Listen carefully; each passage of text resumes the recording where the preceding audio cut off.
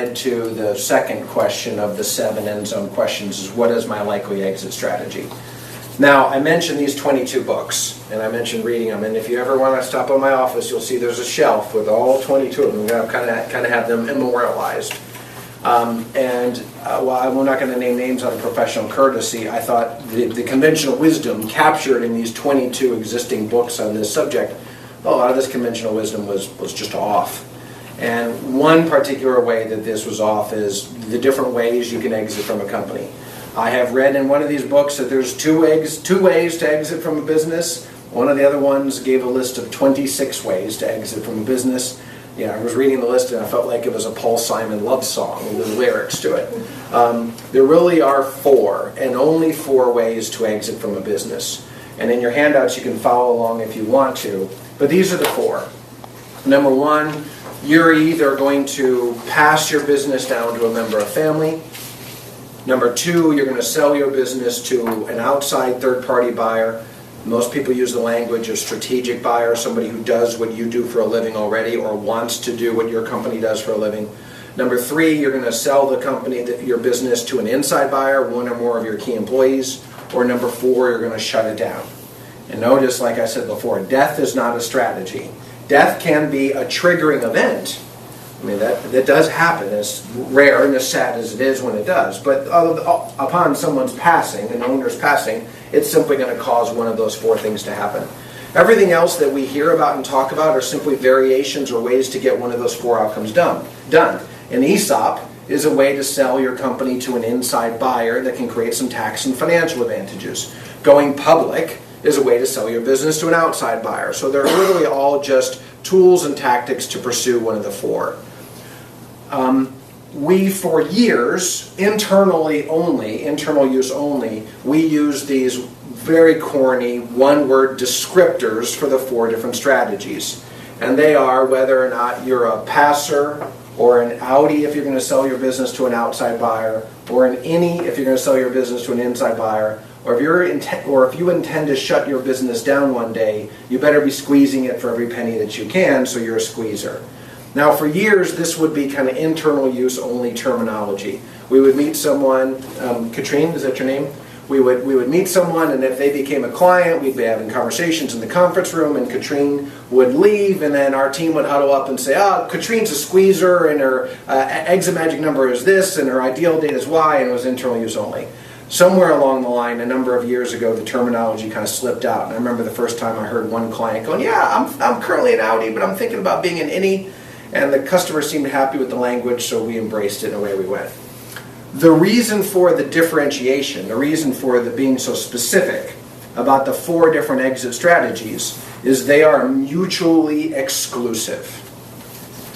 The decisions that we all have to make as business leaders to be successful along one of the paths versus the other are different decisions, and the answers are different. The easiest and best example comes right out of the tax code. If I'm going to leave my business to my children, do I want the arguable value of my business to be high or low? Low. Low. How come? Taxes. Taxes, correct. If I'm going to sell my business to an outside third-party buyer, do I want the arguable value to be high or low? High. If I'm going to sell my business to an inside buyer, a key employee, I'll tell you right away the answer is maybe, in between. It really depends. So right away, just that one simple example of the tax code reveals that there are literally massive implications of if I'm trying to pursue one strategy versus the other. And going back to my bookshelf with these 22 books on it, a lot of the conventional wisdom about how to achieve a successful exit is you grow your business, and then at the very end you kind of pick your head up and you spend the last 1 or 2 years getting everything ready, and if this vocabulary is familiar to you, cleaning up the balance sheet in order to effect a successful exit. My reaction is cleaning up the balance sheet. I don't know if I want to clean up the balance sheet or not. If I'm a pastor, I might want that balance sheet to look about as awful as I possibly can argue that it'll look. Versus if I'm going to sell to an outside buyer, I may want to emphasize how, and make that buff and shine as pretty as a peach. So they're mutually exclusive. We have to know what our ideal exit strategy is in order to be making wise decisions today. And this is probably the biggest mistake that CEOs, owners of privately held companies of all sizes commit, and that is they make decisions today not holding those decisions up against the light of their eventual exit, their intended strategy, and they get 5, 10, 20 years down the road and they go, if someone would have reminded me about this or explained to me about that, I would have made a different decision way, way back in 2012. So we have to be really clear about what our ideal exit strategy is. The best way to do that is by process elimination. So, Jason? Yes. Would you help me? Whatever's easier on your eyes. What we're going to do is have you read out loud for us the different statements. We just feed to people a series of statements, and it's kind of like the old SAT testing or standardized testing. You choose which one would best fits. All right, so Jason, would you please read that statement aloud for us? I want family who have the desire, ability, and youth to succeed me, to one day own my company. All right. If that statement is true, then nearly always that individual business owner aspires to be a passer. Blood is thicker than most everything else. So if you're in a situation where you have a son, daughter, typically it might be a niece, nephew who's almost like a son or daughter to you, but if you have the next generation working inside your company and all those things are true, they have the desire to have the business, they have the ability to lead the business, and they're young enough, typically one generation removed, in order to one day run this company going forward when we're gone, you probably intend to be a passer. So that would be true. All right? If that statement is not true, then as I said before to Jason, then we kind of have to choose the other one that, out of the remaining three, which one fits best. So Jason, if you would please, read the next statement. My business clearly offers to an outsider transferable value significantly above book liquidation value. All right, if that statement's true, if someone's willing to pay for my business as a going concern, if my goodwill has value, if someone will pay me for a multiple of my profits, that's all the vocabulary everybody uses, then most of the time you will aspire to sell your company to an outside buyer, hence in our language making you an outie. All right, Jason, the next statement. My trusted employees could now, or in the future with preparation, profitably run my business. They also have the desire to own my business and youth to outlast me. All right. If everything in that statement is true, you're an innie, or you aspire to be an innie.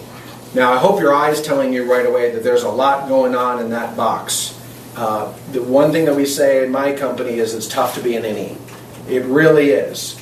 Everything must be true, and all of those conditional statements must be met in order to have a chance to successfully sell your business to an inside buyer. An inside buyer, of course, would be one or more key employees. So the employees have to be trusted. Would you ever sell your company to an employee that you don't trust? I mean, probably not. Can't even imagine how that might work. The employees have to be prepared. The employees have to be ready to be willing to run this company. There's a very different standard that applies to a key employee who's just a rock star doer versus the next CEO. The employees have to be able to run the business profitably because most key employees in America don't have two things. In fact, all key employees in America typically don't have two things. What are they? Cash and collateral. So if you're going to sell your business to an inside buyer, most of the time there's a pretty hefty amount of owner financing. So you have to be prepared and have belief that these one or more key employees can run the business profitably. And then last, they have to have the youth to outlast you, or the youth to outlast me. Let me tell you a quick story to explain this point. I was in my office about 5 years ago, standing at my desk, and I have a stand-up desk. So standing at my desk, and the phone rang, and the gentleman said, "Hello, Patrick. You don't know me. My name is Peter. I'm a business owner here in Atlanta. Your name was given to me by X person." I said, "Great, Peter. What can I do to help you?" He said, "Well, here's my situation. I'm CEO and majority owner of this company that's doing about $60 million in revenue. We're wanting to one day sell this company 2-3 years down the road from now. We operate in the lower 48. I've got a good friend who does what I do for a living, but he's in Canada. So we're more friends than we are competitors. His company's doing about $10 million in revenue. What I would like to do, let's call him John. What I would like to do is buy John's company, add his 10 onto our 60, make 70, the pie gets bigger for everybody, and we'll sell in 2 to 3 years." In other words, Peter was trying to do his own mini roll-up. So I said, okay, great, how can I help you? And he said, well, I've been asking John for years to sell to me, and he refuses to sell to me. All right, well, he's actually going to be down from Canada. He's going to be in Atlanta next Tuesday. Can I buy you a beer, and would you convince him to sell? I said, let me get this straight, Peter. I'm pretty much a total stranger to you. You want me to meet with you and this other gentleman, John, who you've tried for years to buy him out. He refuses to say no, and you want me to convince him to sell out to you, and the time allocated I have in order to accomplish this is the time it takes to drink a beer. Is that right? He said, yes. I said, I'm in. So for those of us here in Atlanta, we know Perimeter Mall. I'll never forget the story as long as I live. We met at McKendrick's at Perimeter Mall Tuesday at 5 o'clock. Place was empty. 3 of us sat down. John was where you are, pretty much on my left, and we started to talk. And after the pleasantries and the niceties, he said to me, hey, do you know why you're here? I said, I do know why I'm here. I'm here to convince you to sell. And he said, well, I'm not going to sell. I said, well, that's what I heard. Tell me a little bit about your situation, your company. Tell me a little bit about your exit strategy. And he said, I want to sell to my key employees. And I said, great. Tell me why. And it sounds like he had a cadre of 3 or 4 key employees who had pretty much been there since about day one, had really helped him grow this company. And there clearly was a real sense that he wanted to pass the baton and give them the opportunities that he had. So I said, John, I said, how old are you? He said, I'm 45. I said, when do you want to exit? He said, in 10 years. Great. And how old are these key employees? He said, well, Mary and I went to school together, so she's pretty much the same age as me, and Steve is our CFO, and we just had his 50th last year, I remember that, and Dan heads up operations, and I think one of his kids that graduated from college, I think he's 55 or so, and he went through their ages. I said, so 10 years from now, when you're 55, and ideally you want to be exiting at that point in time, how old will these key employees be? I happened to just ask him that question as his Amstel Light was about halfway up to his mouth. It froze in midair, and he went, oh crap, that won't work. And it won't, because those people are almost certainly not going to become entrepreneurs for the first time in their lives, take on millions of dollars of debt, and do whatever else is required in order to be the buyers of his business. And it wasn't trying to burst his bubble. He went back to Canada. I know he didn't sell to the first gentleman. But everything has to be true among those conditional statements in order to have success as an any. Effectively, successfully selling your business to an inside buyer is probably the hardest strategy to pursue. All right, Jason, we have one more. Neither of the above statements fits well. Most likely, I will close my business and sell any remaining assets at exit. Right, and if that's the case, then you're a squeezer. You have to be squeezing your business after the bills are paid, after the AP is met, after the bank is happy, after you have sufficient cash inside the company in order to just have a healthy amount of working capital. You have to be taking every penny possible outside of that business. Notice how that's running a business very differently than if you're investing for the future, right, and building transferable values because you want an outside buyer to write you a check and pay you for your goodwill. Very, very different decisions are made almost every day, certainly every week, every month, every quarter, depending upon which of these strategies you're pursuing. So knowing which exit strategy is your likely strategy is critical, because not knowing means you run the risk and almost certainty of making decisions that come back